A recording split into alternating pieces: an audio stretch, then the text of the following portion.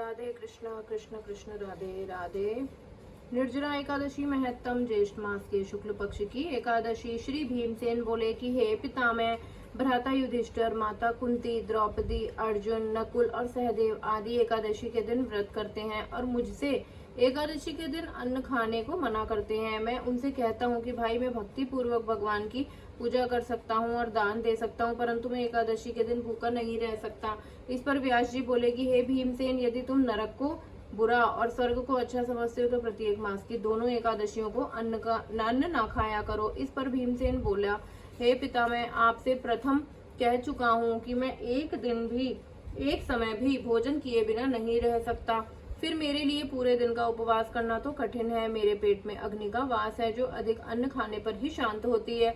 यदि मैं प्रयत्न करूं तो वर्ष में एक व्रत अवश्य कर सकता हूं। अतः आप मुझे कोई एक ऐसा व्रत बतलाइए जिससे मुझे स्वर्ग की प्राप्ति हो सके। श्री व्यास जी बोले कि हे वायुपुत्र, बड़े बड़े ऋषि और महर्षियों ने बहुत से शास्त्र आदि बनाए हैं। यदि कलयुग में मनुष्य उन पर आचरण करे तो अवश्य ही मुक्ति को प्राप्त होता है।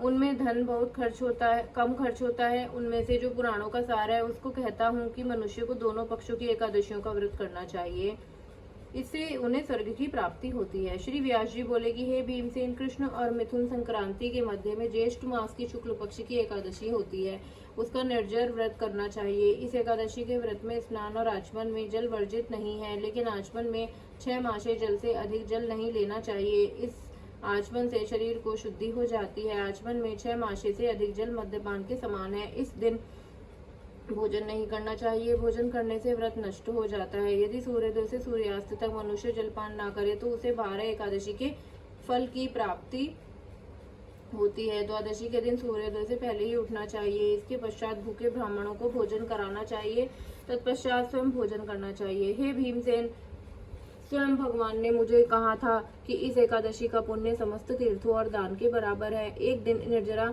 रखने से मनुष्य पापों से मुक्त हो जाता है। जो मनुष्य निर्जरा एकादशी का व्रत करते हैं उनको मृत्यु के समय भयानक यमदूत नहीं दिखते, वरन भगवान विष्णु के दूत स्वर्ग से आकर उनको पुष्पक विमान पर बिठा स्वर्ग को ले जाते हैं। संसार में सबसे श्रेष्ठ निर्जरा एकादशी का व्रत है। अतः अत्यंत यत्न पूर्वक इस एकादशी का निर्जर व्रत करना चाहिए। इस दिन ओम नमो भगवते वासुदेवाय इस मंत्र का उच्चारण करना चाहिए। इस दिन को दान करना चाहिए।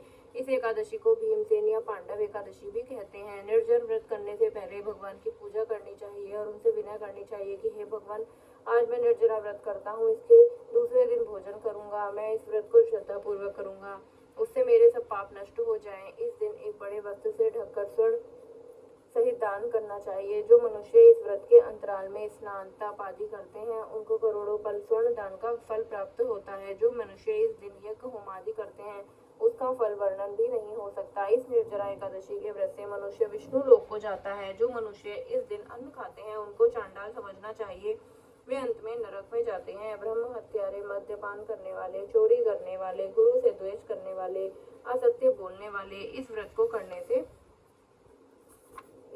करने से स्वर्ग जाते हैं। हे कुंती पुत्र, पुरुष या स्त्री इस व्रत को श्रद्धा पूर्वक करते हैं उनके निम्नलिखित कर्तव्य हैं। उन्हें सर्वप्रथम विष्णु भगवान की पूजा करनी चाहिए, तत्पश्चात गौदान करना चाहिए। उस दिन ब्राह्मणों को दक्षिणा, मिष्ठान आदि देना चाहिए। निर्जरा के दिन अन्न, वस्त्र, छत्र, उपाहन आदि का दान करना चाहिए। जो मनुष्य इस कथा को प्रेम पूर्वक सुनते हुए पढ़ते हैं उनको स्वर्ग की प्राप्ति होती है। जय जय राधे राधे।